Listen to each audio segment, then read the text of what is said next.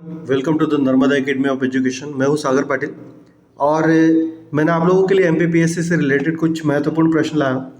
तो शुरुआत करते बिना किसी डिले के, है ना। मुझे लगता है कि एग्जाम में काफ़ी महत्वपूर्ण होने वाला है, इसको जरूर देखिएगा, पूरा देखिएगा।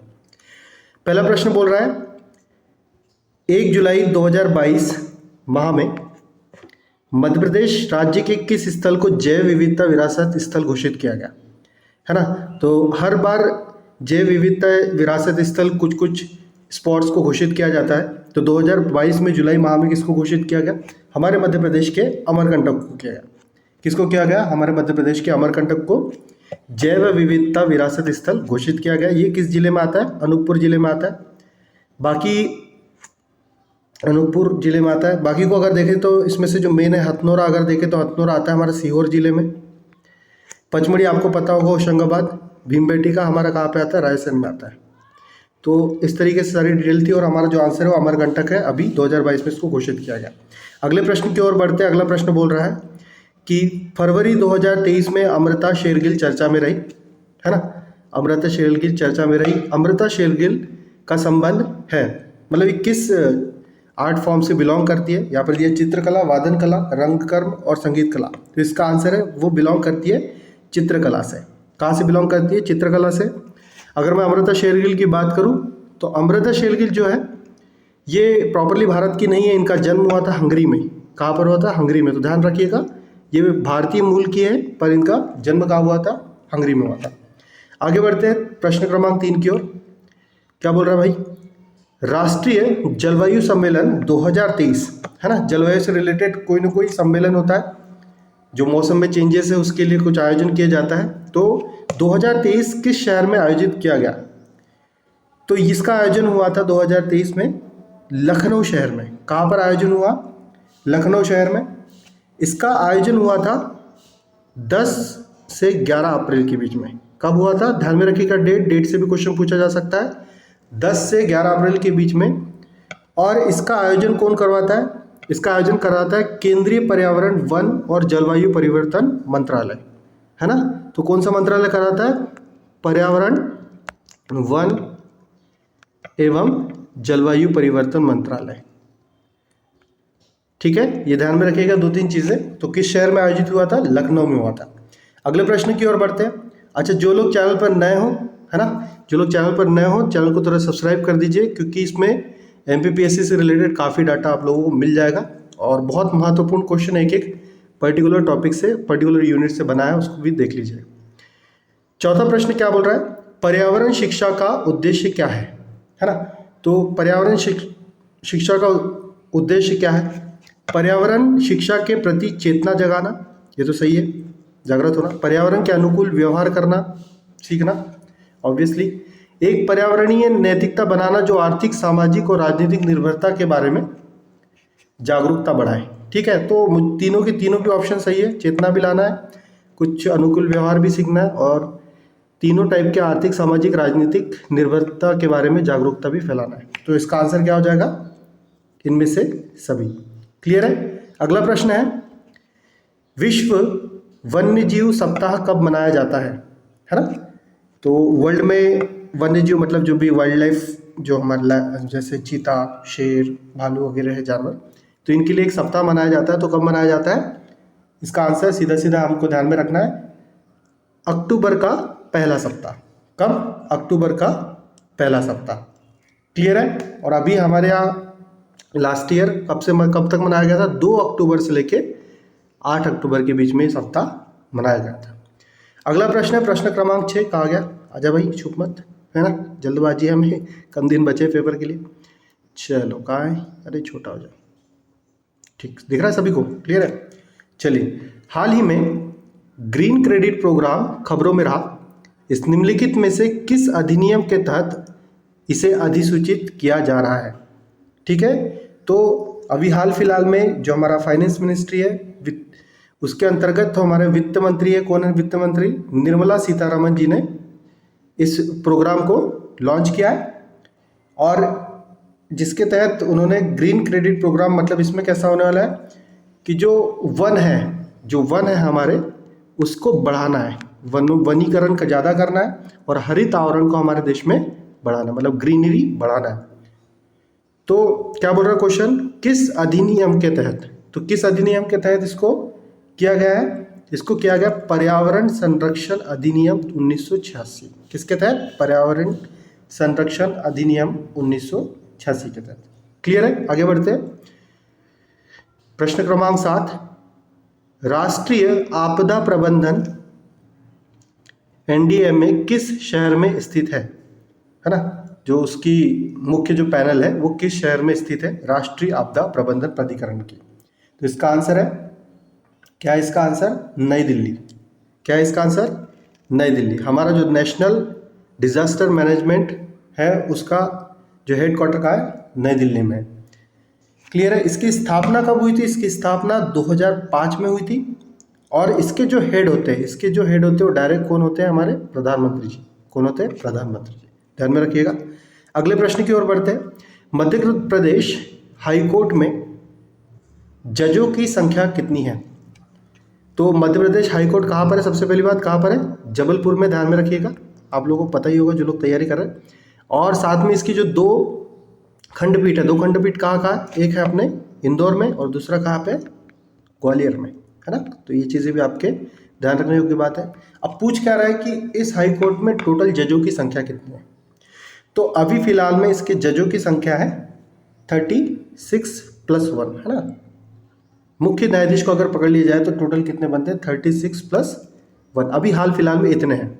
और यदि आपको पूछा जाए कि अधिकतम कितने जज हो सकते हैं, तो अधिकतम कितने जज हो सकते हैं, 53। कितने हो सकते हैं, 53 हो सकते हैं। क्लियर है ये चीज़, ठीक है। तो अभी हमारे यहाँ पे चीफ जस्टिस कौन है, मलिमठ जी।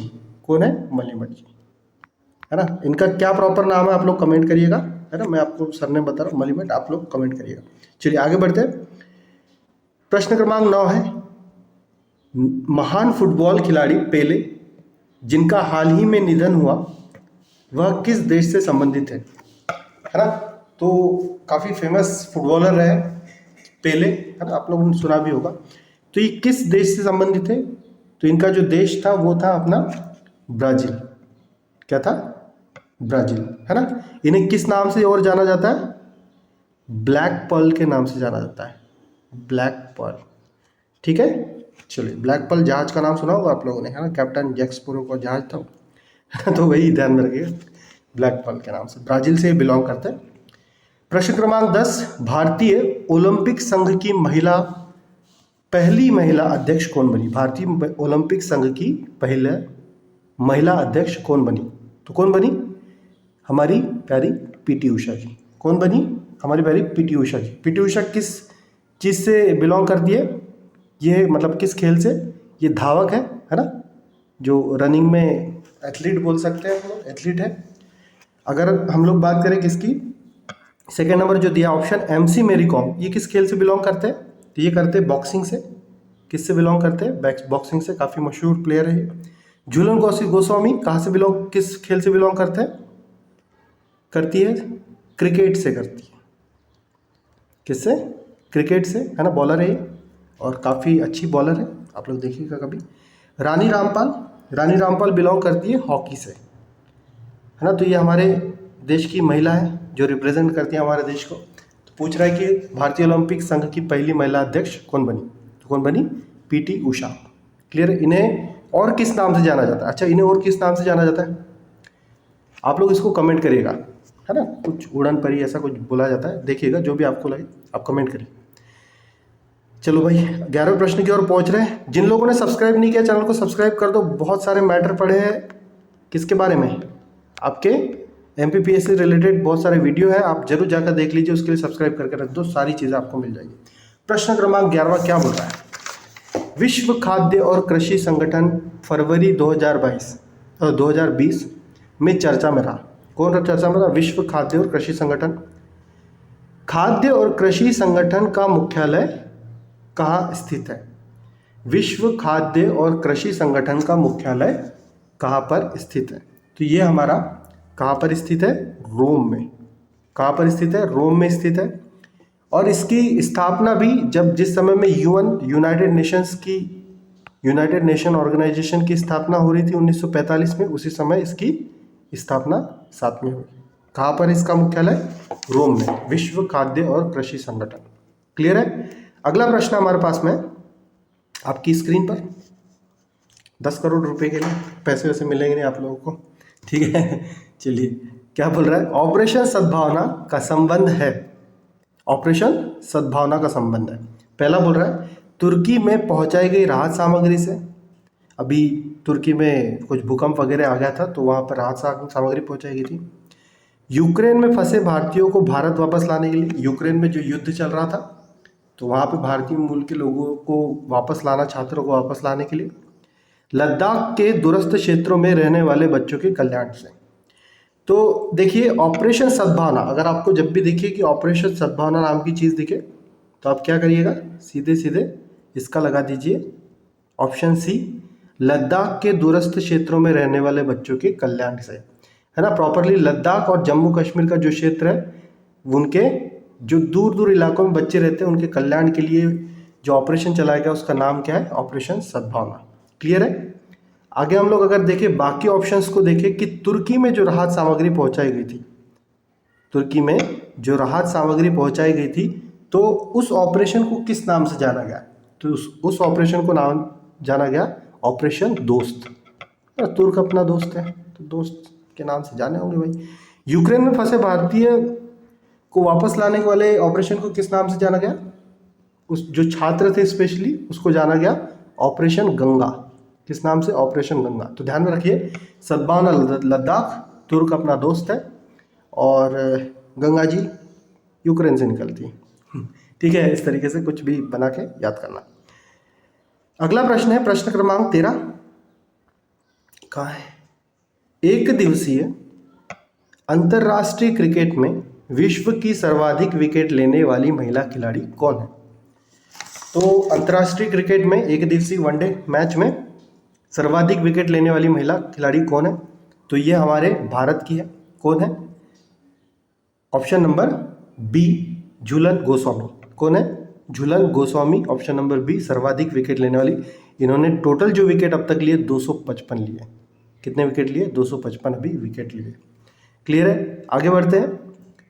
क्वेश्चन नंबर 14, केंद्रीय सूचना आयोग की प्रथम महिला आयुक्त कौन है? केंद्रीय सूचना आयोग की प्रथम महिला आयुक्त कौन है? तो इसका सीधा सीधा आंसर है ऑप्शन सी, श्रीमती सुषमा सिंह, है ना, श्रीमती सुषमा सिंह। अगले क्वेश्चन की ओर बढ़ते हैं, क्वेश्चन नंबर 15। ठीक है, विश्व, क्वेश्चन सभी को दिख रहा होगा शायद। विश्व, मैं बोलते भी जा रहा हूं, अगर नहीं दिख रहा हो तो ध्यान में रखिए। विश्व स्वास्थ्य संगठन ने फरवरी 2023 में अफ्रीकी देशों में हैजा रोग के टीके की कमी को लेकर चिंता व्यक्त की।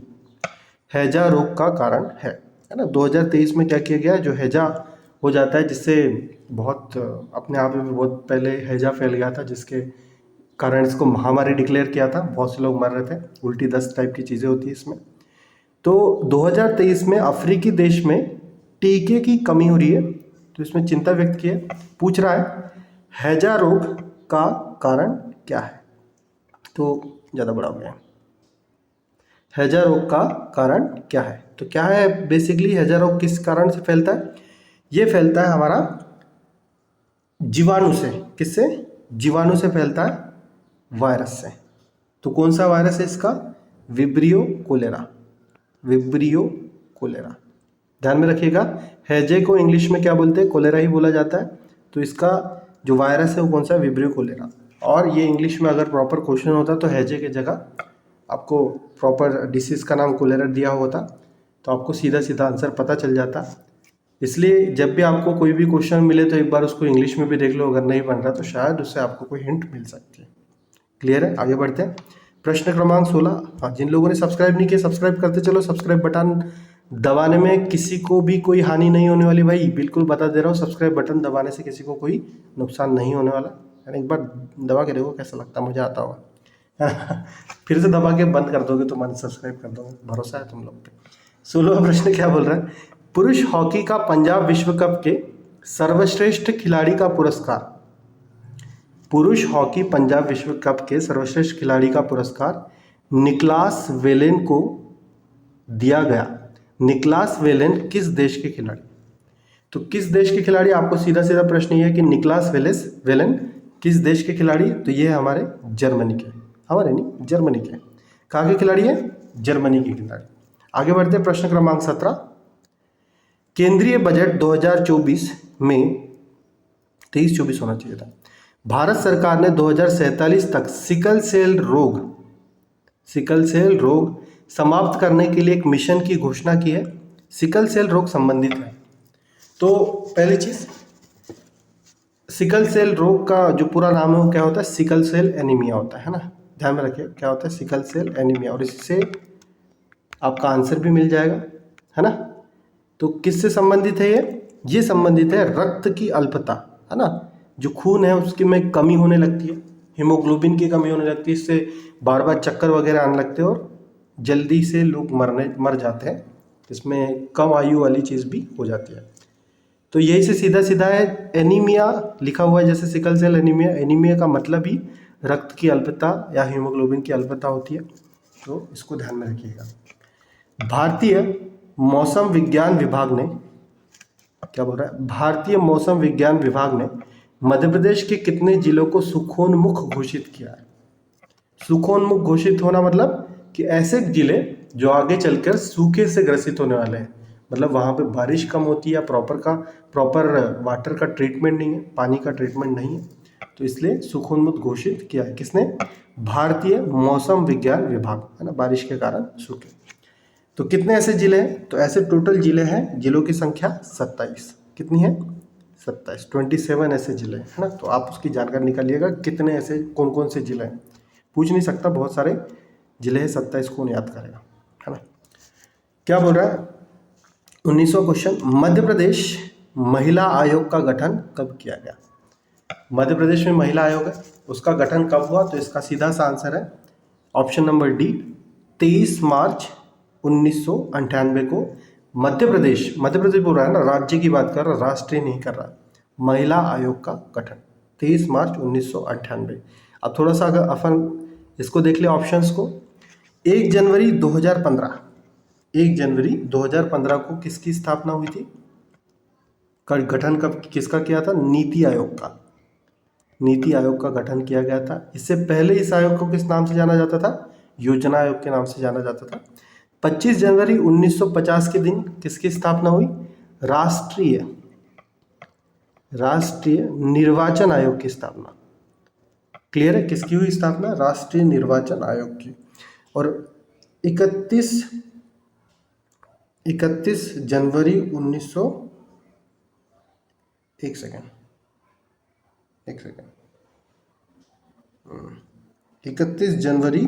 1992, है ना। देखिएगा इसको क्लियर, मुझे अभी डाउट हो रहा थोड़ा, 31 जनवरी है कि नहीं। 1992, है ना, 1992 में किसकी स्थापना हुई? 1992 तो क्लियर है, राष्ट्रीय महिला आयोग।